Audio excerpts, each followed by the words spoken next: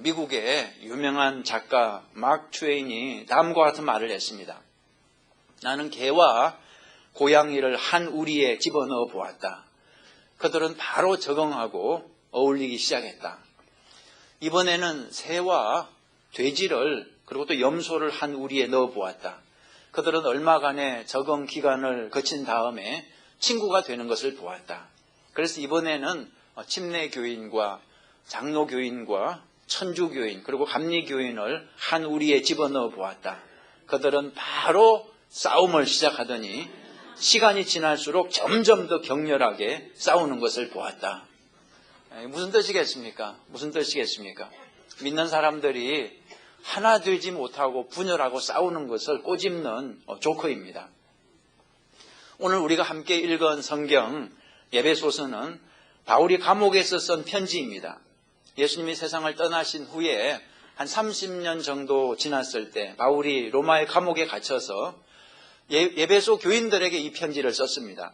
편지의 내용을 한 문장으로 요약하면 이것입니다. 성령이 하나 되게 하신 것을 힘써 지키라. 우리 같이 한번 읽어볼까요? 자, 시작. 성령이 하나 되게 하신 것을 힘써 지키라. 무슨 뜻인지 아시겠죠? 제발 싸우지 말고 사이좋게 하나가 되어서 지내라, 그런 뜻입니다. 에베소 교인들이 얼마나 싸웠으면 바울이 감옥에서 이런 말을 했겠습니까? 여러분, 싸우지 말고 하나가 되라. 이것은 예수님의 마지막 소원이기도 했습니다.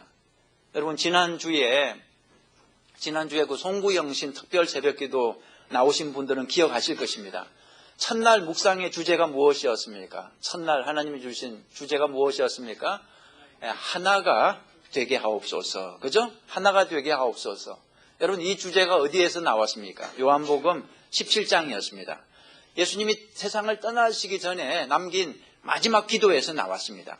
제자들을 세상에 남겨두고 떠나면서 예수님이 기도하신 것은 제자들에게 기적을 행할 수 있는 능력을 주시옵소서, 이게 아니었습니다. 오직 하나가 되게 하옵소서, 이 제목으로 간절히 기도를 하셨다는 거죠. 여러분, 요한복음 성경 한번 보세요. 17장 11절을 보시면 이런 구절이 있습니다.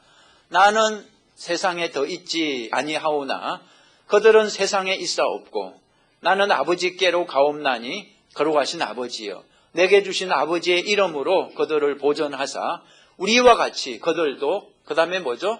하나가 되게 하옵소서. 이것이 예수님의 기도 제목이었습니다. 또 21절도 보세요. 아버지께서 내 안에 내가 아버지 안에 있는 것 같이 저희도 다 어떻게 해달라고요? 하나가 되어 우리 안에 있게 하사 세상으로 아버지께서 나를 보내신 것을 믿게 하옵소서.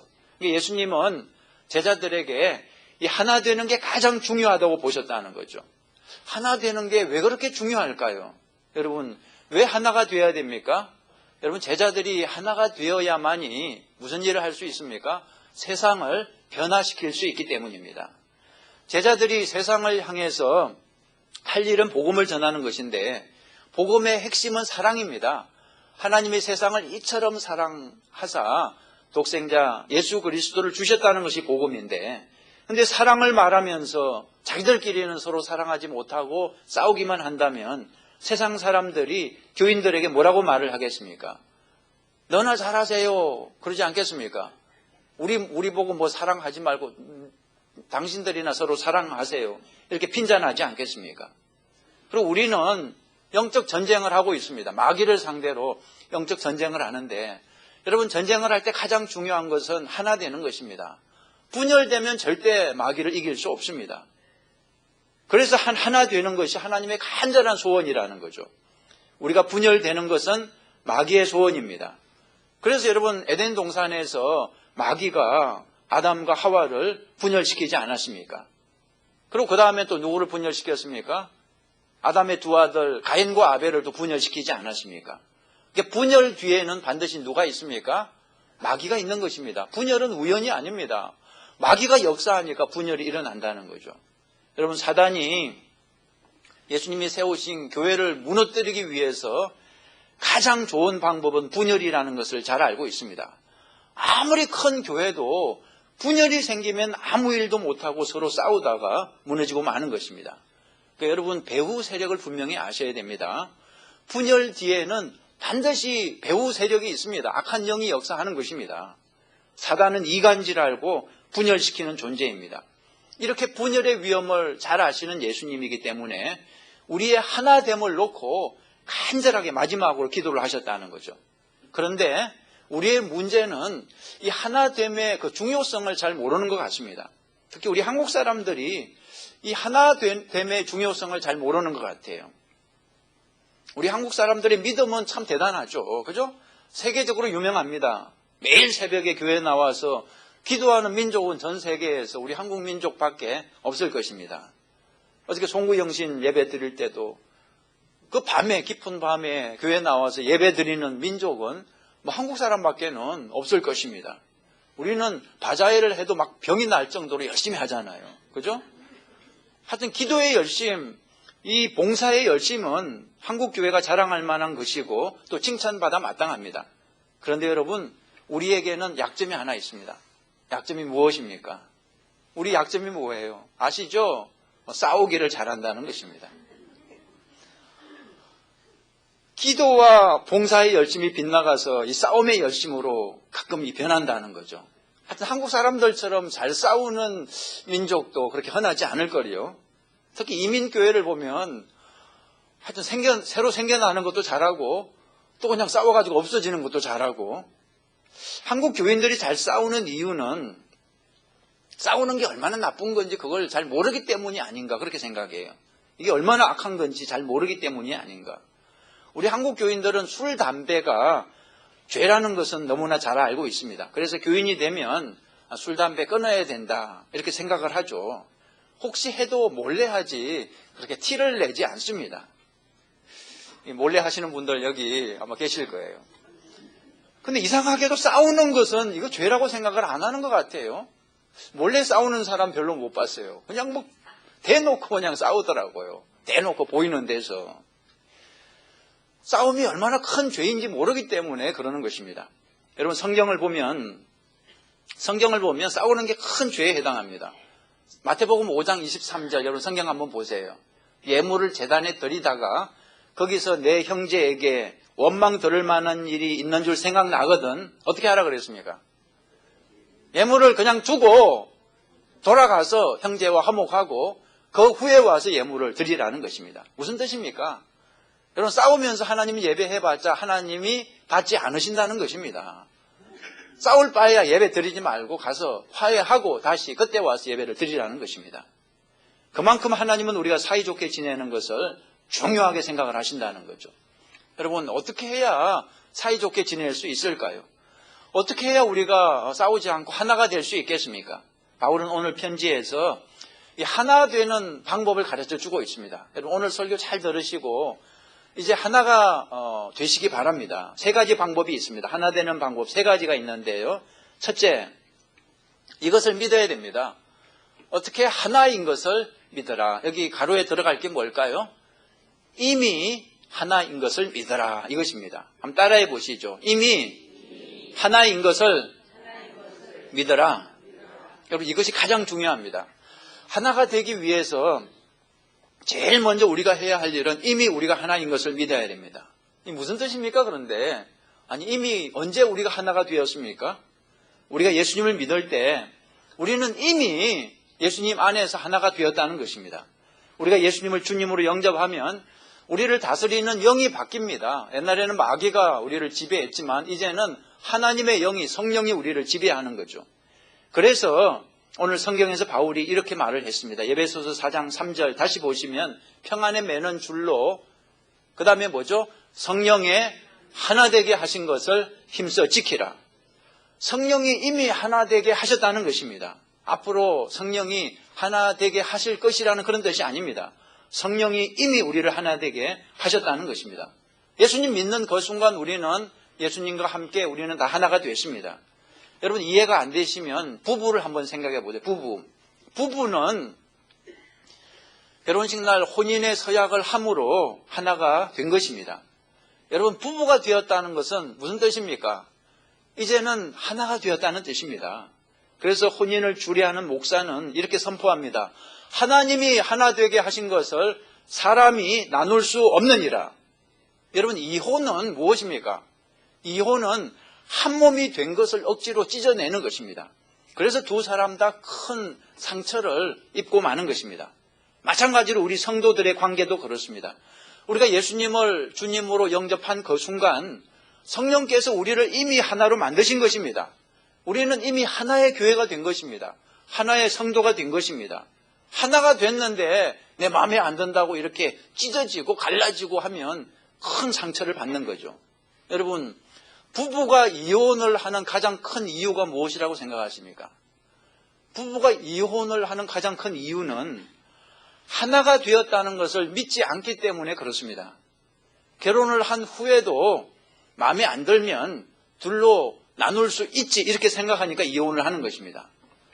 이미 한 몸이 돼서 절대 나눌 수 없다는 것을 믿는다면 아무리 마음에 안 들어도 이혼하지 않을 것입니다. 제가 좀 더 쉽게 얘기해 볼까요? 여러분 가운데 몸이 불편하신 분들이 계실 거예요. 어떤 분은 머리가 그렇게 아프다고 그래요. 머리가 너무너무 아파서. 또 어떤 분은 다른 데 다 멀쩡한데 그냥 팔이 그렇게 아프대요. 팔이. 또 어떤 분은 다 좋은데 다리가 그렇게 아프대요. 그런 경우 어떻게 해야 되겠습니까? 여러분, 내 머리가 너무 마음에 안 들 때 어떻게 해야 되겠습니까?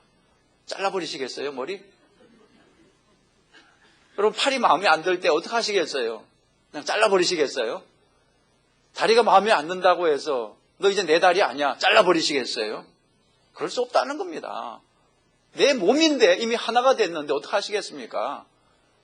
그냥 살아야죠. 마음에 안 들어도 그냥 정말 달래가면서 살아야죠. 여러분, 잊지 마십시오. 성경이 가르쳐주는 원리는 우리가 이미 하나가 됐다는 것입니다. 예수님 안에서 한 몸이 됐다는 것입니다. 마음에 안 들어도 할 수 없습니다. 이제 한 몸인데 어떡하겠습니까? 한 몸인데 내 머리인데 내 팔인데 내 다리인데 어떡하겠습니까? 그냥 같이 살아야 된다는 거죠. 여러분, 예수님도 우리를 그렇게 대하십니다. 예수님이 우리를 보실 때 마음에 드실까요? 여러분은 여러분이 마음에 드세요? 나도 내가 마음에 안 드는데 예수님이 보실 때 정말 흠이 없고 티가 없는 전능하신 예수님이 보실 때 마음에 드실까요? 목사인 제가 마음에 드실까요? 저 목사라면서 생각하는 거, 행동하는 거 보면 여러분은 마음에 드실까요? 장로라고 하면서 생각하는 거 보면, 행동하는 거 보면 교회를 10년, 20년 다녀도 아무 소용없구나. 얼마나 예수님이 마음에 안 드시겠습니까? 그런데 여러분, 마음에 안 든다고 해서 예수님이 우리를 잘라버리실까요? 절대 그렇지 않다는 겁니다. 우리는 이미 예수님을 믿는 순간 예수님과 한 몸이 됐기 때문에 예수님도 어떻게 하실 수가 없어요. 마음에 안 들어도 오래 참고 우리를 기다려 주실 수밖에 없다는 것입니다. 여러분 꼭 기억하십시오. 하나가 된 것을 믿을 때 우리는 하나됨을 유지할 수 있습니다. 잊지 마십시오. 우리는 이미 하나가 되었습니다. 아멘 해보세요. 네. 이거 믿으셔야 됩니다. 이미 우리는 하나가 됐습니다. 이제는 세상 말로 빼도 박도 못해요. 어떡하겠습니까? 정말 죽기 전까지는 이 머리 붙잡고 살아야죠. 어떡하겠어요? 이미 한 몸인 것을 믿으면 우리가 갈라지지 않을 것입니다. 두 번째 하나됨의 비결은 어디에 집중하라 그랬습니다. 어떤 것에 집중하라고요? 같은 것에 집중하라입니다. 여러분, 하나가 되기 위해서 두 번째 비결은 같은 것에 집중해야 됩니다. 다른 것에 집중하면 자꾸 싸울 수밖에 없습니다. 그런데 같은 것에 집중하면 우리가 친구가 될 수 있습니다. 여러분, 이런 조커 들어보셨어요? 어떤 집에 강도가 들었습니다. 복면 강도가 들었는데요. 밤 12시가 넘어서 집주인은 깊은 잠에 빠져 있었는데 강도가 아주 시퍼런 칼을 들고 집주인을 깨우면서 일어나서 손을 번쩍 위로 들라 그랬습니다. 집주인이 겁에 질려가지고 자리에서 일어나다가 허리가 삐끗해가지고 아 하고 비명을 질렀습니다. 그래서 강도가 놀라가지고 왜 그러냐고 물었습니다. 집주인이 대답하길 내 허리 디스크 때문에 고생을 하고 있다 그랬습니다. 그러자 강도가 나도 허리 디스크가 있는데 그 고통은 겪어보지 못한 사람은 모를 거라고 얘기를 했습니다. 그러자 집주인도 내가 세상에 태어나서 이렇게 아픈 고통은 처음 봤다고 말을 했습니다. 그러자 강도가 그 허리 디스크에 좋은 약이 있는데 그거 먹어봤냐 그랬습니다. 자기는 그 약 먹고 굉장히 좋아졌다고 그러면서 약 이름을 적어줬습니다. 그러다 보니까 그 강도하고 그 집주인이 친구가 돼가지고 한참 동안 그 허리 디스크 얘기하다가 돌아갔다는 거예요. 이게 누가 지어낸 얘기 같은데 여러분 그래도 이게 교훈이 있지 않습니까? 여러분 같은 것에 집중하면 우리가 친구가 될 수 있다는 것입니다. 하나가 될 수 있다는 것입니다. 나는 집주인이고 너는 강도고 이렇게 다른 것에 집중하면 원수가 되지만 나도 디스크 환자고 당신도 디스크 환자고 이렇게 같은 것을 가지고 대화를 하면 친구가 될 수 있다는 것입니다. 그렇다면 여러분 우리 모두에게 같은 것이 뭐가 있을까요? 오늘 성경 4절에서 6절까지 보면 바울이 우리에게 같은 것들이 많이 있다고 소개해 주고 있습니다. 보세요.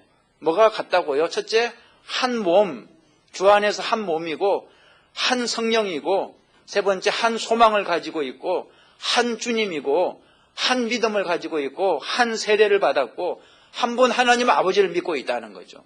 다시 말해서 몸도 하나요, 성령도 하나요, 소망도 하나요, 주님도 하나요, 믿음도 하나요, 세례도 하나요, 하나님 아버지도 하나라는 거죠. 이렇게 7가지 같은 것을 가지고 있다는 사실에 집중할 때 우리는 하나가 될 수 있다는 것입니다. 여러분 이 7가지는 다시 3가지로 요약될 수 있습니다. 3가지로 간단히 성부와 성자와 성령 하나님이 한 분이기 때문에 그 하나님을 믿는 우리도 다 하나가 될 수 있다는 것입니다. 요한복음 17장 22절 보세요. 우리가 하나가 된 것 같이 그들도 하나가 되게 하려 함이니이다. 여기서 우리는 누구입니까?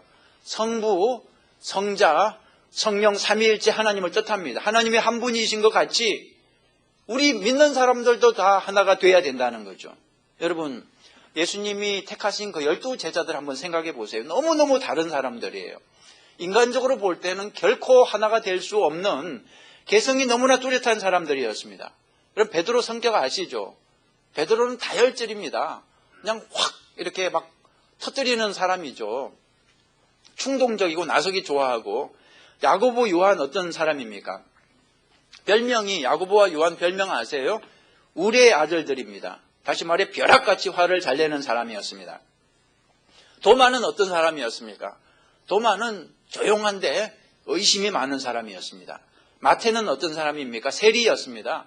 계산에 빠르고 로마의 앞제비 노릇을 했습니다. 가나안인 시몬은 어떤 사람이었습니까? 시몬은 열심당원이었습니다. 로마에 목숨 걸고 저항했습니다. 마태 같은 사람들 찾아서 죽이는 게 이 시몬의 일이었습니다. 요즘식으로 하면 테러리스트였습니다. 여러분 이런 사람들이 어떻게 하나가 될 수 있겠습니까? 불가능하죠. 그런데도 성부와 성자와 성령 한 분 하나님을 믿었기 때문에 이 제자들이 다 하나가 될 수 있었다는 것입니다. 여러분 잊지 마십시오. 우리는 동일하신 하나님을 믿는 사람들입니다. 하나님이 나의 아버지요 또 너의 아버지이기 때문에 우리는 하나의 가족이 되는 것입니다. 잊지 마십시오. 우리는 아버지가 같으니까 우리는 한 가족입니다. 자, 세 번째, 우리가 하나가 되기 위해서는 이 마음을 가져야 됩니다. 누구의 마음을 가져야 됩니까? 예수님의 마음을 가져야 됩니다. 여러분 마귀의 마음을 가질 때는 싸움이 발생하고 분열이 발생합니다. 그러나 예수님의 마음을 가질 때 화목해지고 하나가 될 수 있는 것입니다. 2012년 우리 교회 표어가 예수님의 마음을 가진 교회입니다. 예수님의 마음을 가진 교회. 예수님의 마음을 가질 때 우리는 하나가 될 수 있습니다. 바울은 오늘 성경에서 예수님의 마음 4가지를 소개하고 있습니다. 여러분 2절을 한번 다시 보시면 첫째가 예수님의 마음 겸손입니다. 겸손. 두 번째가 무엇입니까? 온유입니다. 온유. 세 번째가 오래 참음입니다. 그리고 네 번째가 사랑입니다. 사랑 가운데 용납하는 것. 여러분 이 4가지 자세를 가져야 하나가 될 수 있다는 거죠. 교회 안에서도 그렇고 여러분 가정에서도 그렇고 직장에서도 이 4가지 마음을 가져야 하나가 될 수 있습니다. 겸손과 온유와 오래 참음, 그리고 사랑, 이 네 가지 자세를 항상 가져서 2012년에는 하나 되는 여러분 모두가 되시기를 축원합니다. 자, 이 네 가지 좀 더 자세히 살펴보죠. 자, 첫 번째 무엇이었습니까? 겸손입니다. 겸손은 누구의 성품입니까? 겸손은 예수님의 성품입니다. 교만은 누구의 성품입니까? 교만은 마귀의 성품입니다. 마귀가 어쩌다가 마귀가 됐습니까? 교만해져 가지고 하나님처럼 높아지겠다고 그렇게 마음을 가지다가 마귀가 되지 않았습니까? 마태복음 11장 29절 보면 예수님의 성품을 이렇게 소개합니다. 보세요. 나는 마음이 온유하고 겸손하니 내게 배우라 그랬습니다. 우리는 2012년에 예수님의 겸손과 온유를 배워야 됩니다. 우리가 예수님처럼 겸손하면 하나가 될 수 있습니다. 그러나 마귀처럼 교만하면 분열이 발생하는 것입니다. 겸손한 사람은 자기를 자랑하거나 남을 공격하지 않습니다. 자기를 낮추고 남을 높여줍니다. 그래서 겸손한 사람이 있는 곳에는 무엇이 있습니까? 화평이 있습니다. 또 하나됨이 있습니다. 그런데 교만한 사람은 계속해서 자기를 자랑하고 남을 공격합니다. 남을 공격하니까 또 상대방이 가만히 있지 않죠. 그래서 다툼과 갈등이 발생하는 것입니다. 성경은 이 교만하여 남을 공격하는 사람에게 다음과 같이 경고합니다. 로마서 14장 10절 보시면 내가 어찌하여 내 형제를 판단하느뇨? 어찌하여 내 형제를 업신 여기느뇨? 우리가 다 하나님의 심판대 앞에 서리라. 야고보서 4장 6절도 보세요. 같이 한번 읽어볼까요? 하나님이 교만한 자를 물리치시고 겸손한 자에게 은혜를 주신다 그랬습니다. 겸손으로 하나 되는 여러분 되시기를 축원합니다. 자, 두 번째 예수님의 성품은 무엇입니까? 온유입니다. 온유. 온유가 예수님의 성품입니다. 여러분, 온유한 사람은 싸울 일이 거의 없습니다. 손바닥도 정말 마주쳐야 소리가 나는 거 아니겠습니까? 싸우는 사람들은 비슷하니까 싸우는 거 아니겠습니까? 아무리 못된 사람이라 해도 온유한 사람하고는 사실 싸움이 되지 않는 것입니다. 온유한 사람은 같이 화를 내지 않으니까 싸움이 되지 않는 것입니다. 여러분, 예를 들어서 하와이 바다에 돌을 한번 던져보세요. 돌을 던지면 어떤 반응이 나오겠습니까? 바다가 못 참겠다고 같이 한번 붙어보자고 화를 내겠습니까? 바다는 말이 없습니다. 돌만 부끄러워요. 돌만 부끄러워요. 바다가 힘이 없어 가만히 있는 게 아닙니다. 여러분, 온유한 사람은 힘이 없어서 가만히 있는 게 아닙니다. 강한 힘이 있지만 그 힘을 사용하지 않는 것입니다.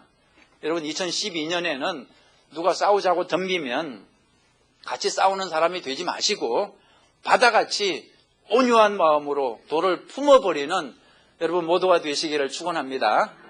자, 세 번째 예수님의 성품은 무엇입니까? 오래 참음입니다. 하나됨을 위해서 필수적인 것은 오래 참는 것입니다. 여러분, 결혼 생활 유지하기 위해서 필수적인 게 무엇입니까? 제가 경험해 보니까 오래 참는 거더라고요. 오래 참지 않으면 어떤 부부도 절대 같이 살 수 없습니다. 오래 참는 부부가 끝까지 하나로 남아 있습니다. 교회도 마찬가지입니다. 오래 참아야 됩니다. 여러분, 교회 안에는 참 나하고 다른 사람이 있어요. 그죠? 세상에서 만나는 사람은 나하고 비슷한 사람만 만나면 됩니다. 등산 좋아하는 사람은 등산 좋아하는 사람끼리 만나면 되고, 그죠? 뭐 책 읽기 좋아하는 사람은 책 읽기 좋아하는 사람끼리 만나면 되죠. 근데 교회는 그렇지 않습니다. 교회는 나하고 다른 사람을 반드시 만나야 돼요. 여러분, 그런 생각 해보셨어요? 이 교회를 가도 나를 힘들게 하는 사람이 있고 또 저 교회를 가도 나를 힘들게 하는 사람이 있고 왜 그럴까요? 거기에는 하나님의 뜻이 있습니다. 여러분, 하나님께서 나를 힘들게 하는 사람을 계속해서 내 옆에 붙여주시는 것입니다. 왜 그러실까요? 하나님한테 물어보세요. 하나님, 왜 그러십니까? 왜 나를 힘들게 하는 사람을 항상 내 옆에 붙여주십니까? 이유가 뭔지 아세요? 오래 참는 성품을 가지라는 것입니다. 그 성품을 가져야 우리가 천국에는 다 그런 사람이 들어가는 곳인데 예수님의 성품을 가져야 우리가 천국에서 행복하게 살 수 있습니다. 예수님의 성품도 없이 천국에 가면 어떻게 견디겠습니까? 오래 참는 성품이 없기 때문에 그 성품을 키워주기 위해서 계속해서 나를 찝쩍거리고 나를 괴롭히는 사람을 만나게 하신다는 것입니다. 하나님의 뜻입니다. 여러분 2012년에는 그런 사람 만나면 고맙게 생각하시기 바랍니다. 하나님이 보낸 고마운 분으로 생각하고 밥도 좀 사주시고 감사합니다 그렇게 인사하세요. 자, 네 번째 예수님의 성품 무엇입니까? 사랑입니다. 하나됨의 비결을 이제 한 단어로 그냥 말한다면 사랑입니다. 앞에서 말한 겸손, 온유, 오래 참음 이게 다 사랑 안에 포함이 되는 거죠. 여러분 이런 찬양이 있습니다. 우리가 사랑의 띠로 하나가 되었습니다. 여러분 하나가 되기 위해서는 사랑의 띠가 반드시 필요합니다. 사랑의 띠로 묶어줘야만이 하나가 될 수 있다는 거죠. 사랑이 없으면 절대 하나가 될 수 없습니다. 목사들이 만나면 흔히 하는 농담이 있습니다. 목사들끼리 교인들 중에 제일 무서운 사람이 누군지 알아? 목사들끼리 농담이죠. 첫째, 40일 금식한 사람이야. 40일 금식한 사람. 두 번째, 무서운 사람은 성경 100번 읽은 사람이야. 세 번째는 헌금 제일 많이 하는 사람이야. 여러분 40일 금식하신 분은 훌륭하신 분입니다. 그죠? 성경 100번 읽은 분도 정말 훌륭하신 분입니다. 헌금 제일 많이 하시는 분도 정말 훌륭하신 분입니다. 그런데 여러분 무슨 뜻이냐 그러면 이런 분들이 마음에 사랑이 없으면 자랑만 하면 아주 위험하다는 것입니다. 여러분 절대 오해하지 마십시오. 열심은 좋은 것입니다. 주를 위해서 열심을 내는 것은 좋은 것입니다. 열심을 가지고 신앙생활 하십시오. 사랑이 없는 열심, 이게 문제라는 거죠. 사랑이 없는 열심은 아주 위험하다는 거죠. 여러분 사랑이 없는 열심은 교회를 분열시키는 것입니다. 사랑이 없는 열심이 사람하고 싸우는 거죠. 40일 금식 기도한 사람은 목사를 볼 때 사랑이 없으면 뭐라 그러겠습니까? 속으로 40일 금식 해봤어? 3일도 못 해놓고 또 100번 성경 읽은 분은 다른 사람 볼 때 뭐라 그러겠어요? 너 성경 100번 읽어봤어? 10번이라도 읽어봤어? 여러분 자랑을 하는 마음을 가지고 있으면 교회를 분열시키는 것입니다. 사랑을 가지고 열심을 내면 그게 최고 좋은 겁니다. 사랑을 가지고 열심을 내면. 그런데 사랑은 없고 열심만 있으면 아주 위험하다는 거죠. 그래서 성경에 고린도전서 13장 1절에 내가 사람의 방언과 천사의 말을 할지라도 이건 좋은 거지만 사랑이 없으면 문제가 된다는 거죠. 소리나는 구리와 울리는 꽹과리가 되고 또 내가 예언하는 능력이 있으면 모든 비밀과 모든 지식을 알고 또 산을 옮길 만한 모든 믿음이 있을지라도 다 좋은 거지만 사랑이 없으면 아무것도 아니라는 것입니다. 내가 내게 있는 모든 것으로 구제하고 또 내 몸을 불사르게 내줄지라도 너무나 대단한 거죠. 훌륭한 거죠. 그러나 사랑이 없으면 아무 소용이 없다는 것입니다. 여러분 사랑이 없으면 절대로 하나가 될 수 없습니다. 그러면 사랑이 무엇입니까? 어떻게 하는 것이 사랑입니까?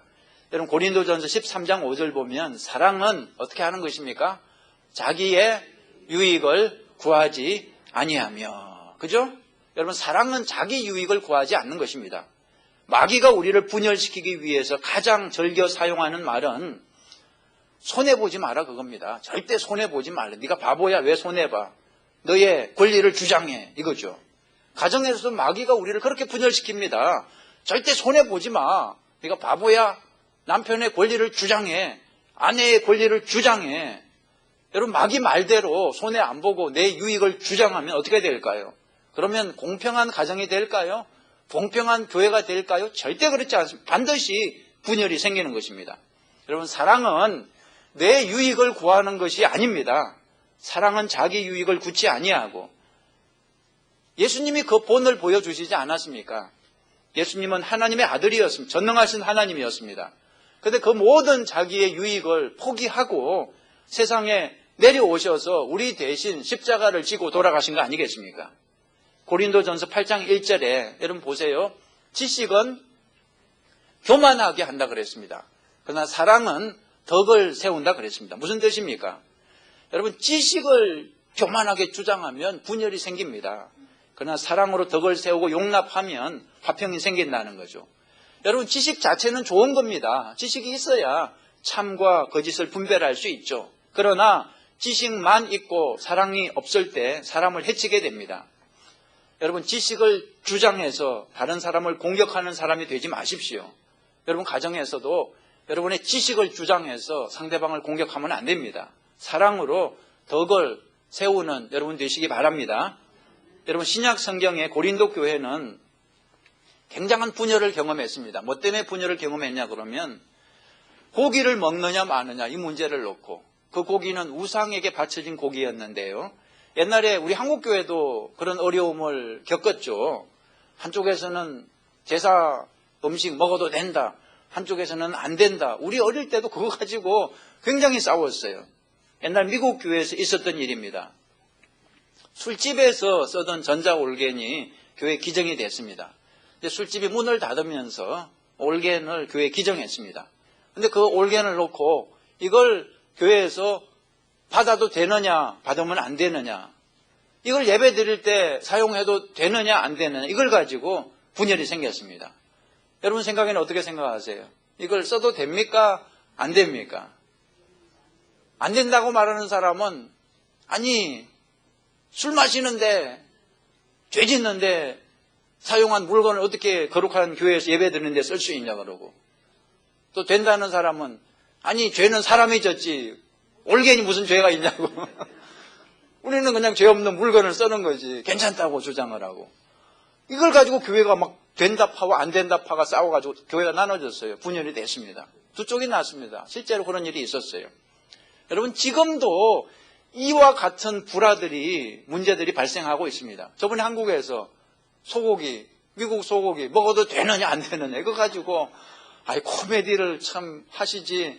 우리 미국에 사는 사람들은 얼마나 웃겨요. 소고기를 우리 맨날 먹고 사는데 우리 뭐야 그러면. 미국 소고기 먹어도 되느냐 안 되느냐. 여러분 세상의 방식은 이렇게 문제가 생기면 싸우는 겁니다. 그냥 나는 옳고 너는 틀리고 우리 네 죽고 나 살자, 이게 끝까지 싸우는 겁니다. 근데 바울은 이 고린도 전서 8장에서 그런 문제를 어떻게 해결해야 하는지 가르쳐 주고 있습니다.